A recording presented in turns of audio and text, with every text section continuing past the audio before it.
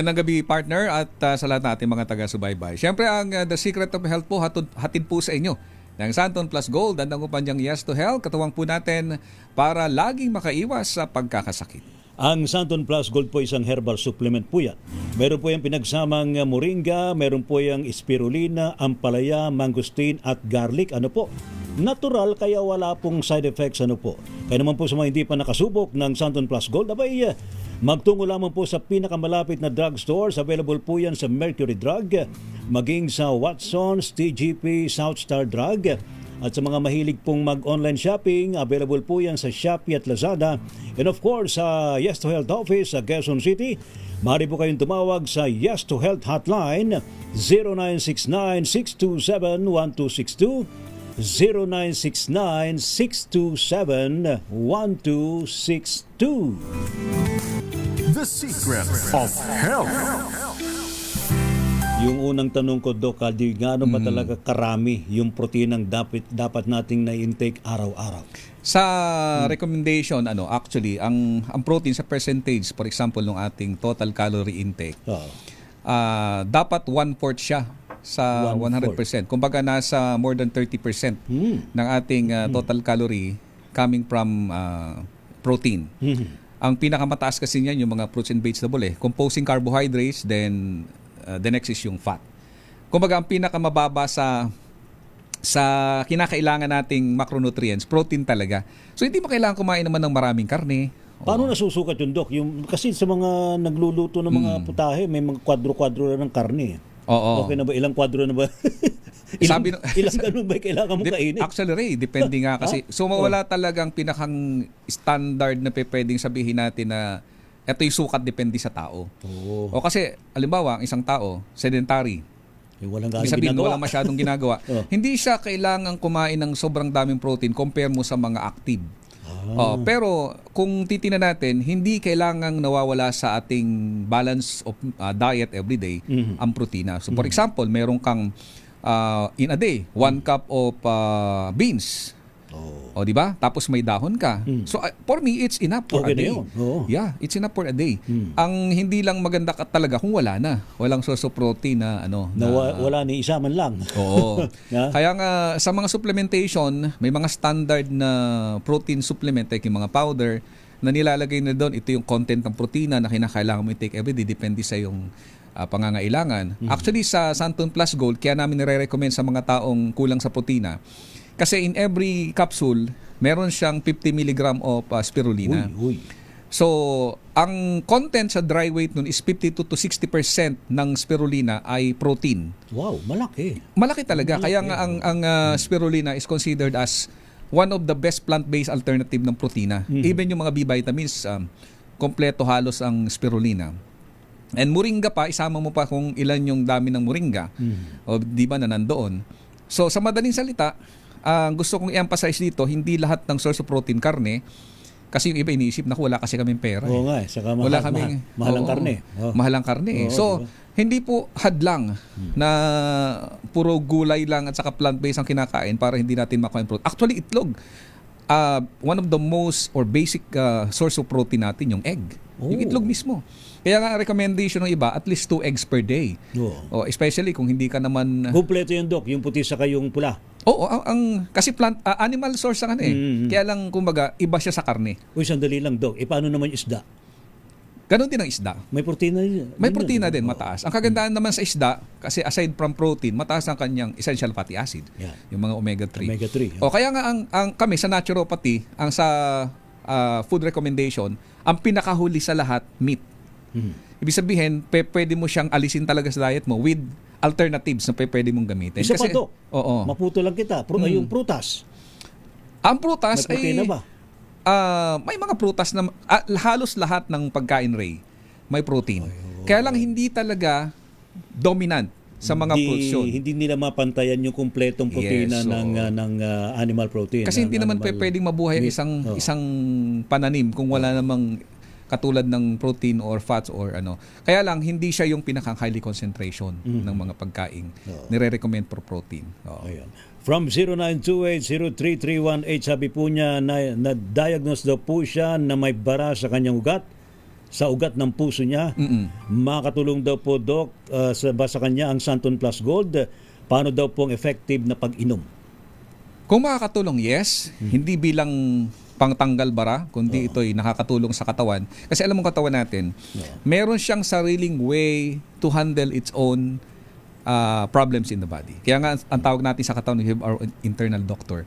Ang kailangan lang natin sustansya. Okay. Santon Plus Gold, meron siyang mga sangkap katulad halimbawa ng garlic. Ang garlic meron siyang natural ability, yung phytochemical niya, may na healing para qualities siyang siya.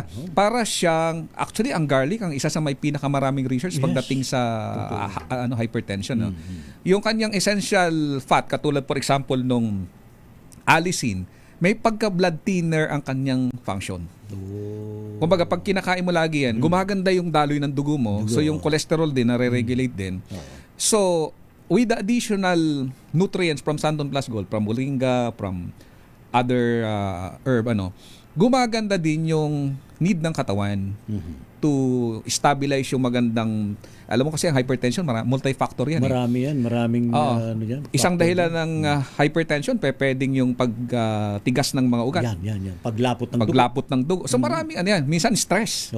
So using supplement like Santon Plus Gold, hindi tayo yung nagsasabi niya, napakarami nating user ng product. When they use Santon Plus Gold together with their maintenance, mas nag-improve yung quality of life nila. Yes.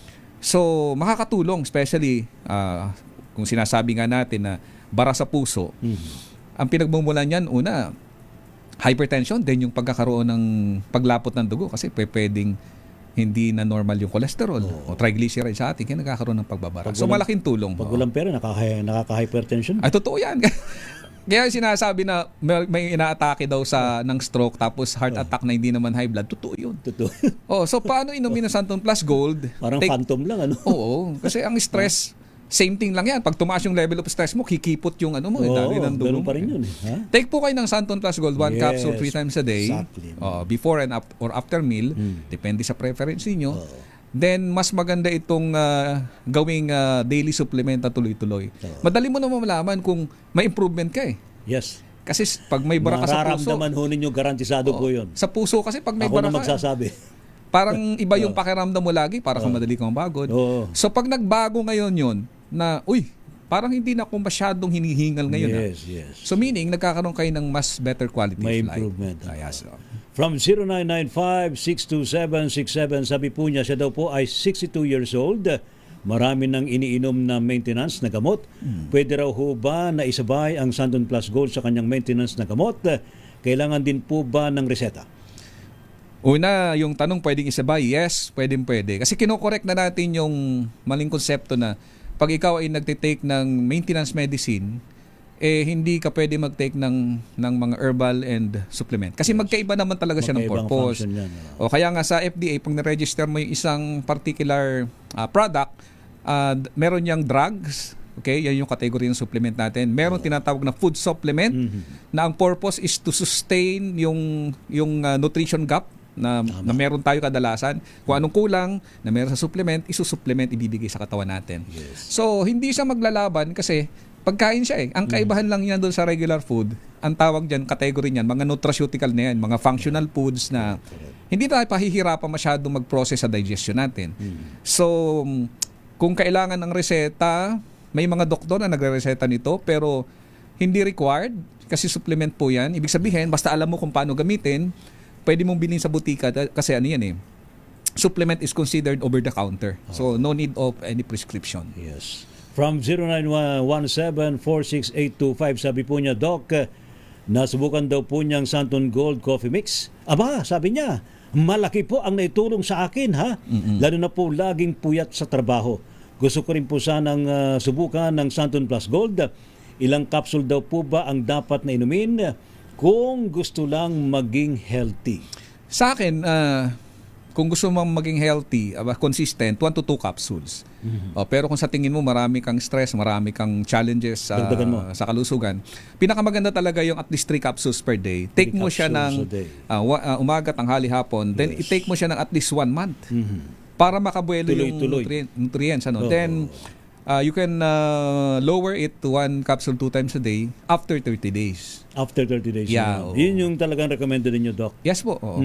Kasi nga kapag sa sustansya ang pinag-uusapan, dapat medyo makabuelo yung pasok na sustansya sa first 30 days para maramdaman nyo talaga yung epekto po nito. Ayan narinig na ho ninyo, rekomendasyon ni Doc Algie. Ano? At ngayon, heto na ang ating mga masaswerte na makakatanggap ng libreng Santon Gold Coffee Mix. Ayan. Napakasarap, masustansya pa. Unang-una po si Joby Barbecho. Yun. Yan, siguro Ma'am Joby Barbecho Ma'am ito. Joby, Sabi congrats niya, po. Opo, at mahaba yung kanyang comment about sa Santon Plus Gold, yung benepisyo sa kanya, no? And congratulations. At pangalawa ho si Kendra Martini Gonzalez. Uy. Ayan, laking tulong ng Santon Plus Coffee at Santon Plus Gold sa pananakit ng aking tuhod at ulo. Yun. Simula Relate nang tayo inuwi dyan. ito, nawala ang sakit. Hanggang ngayon, ito ay aking ininom. Santon Plus Gold at Santon Plus Coffee is the best. Ang Kasi meron galing, siyang collagen galing eh. nun. May Yes, collagen. May mga pain ninyo sa exactly. mga kasukasuan, try nyong i-daily yung Santon Gold Coffee Mix kasi may collagen siya at may glutathione. Yan, yung gluta pampaganda ho yun. Sure na sure. The secret of health. Congratulations po sa ating mga makakatanggap ng Santon Gold Coffee Mix gift box. And of course, abangan po ninyong mensahe mismo mula sa ating executive producer, si Miss Peachy Gonzalez.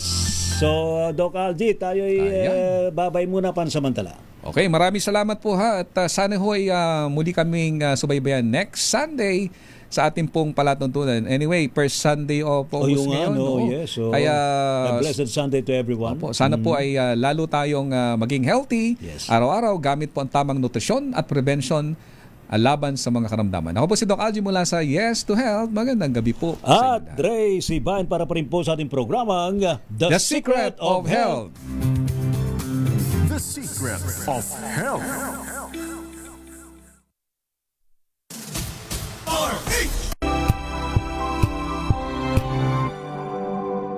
Sa lahat ng bagay, simula pa lang, siguraduhing max protection na. Kasi pag kulang ang proteksyon, baka madaling masira. Sangip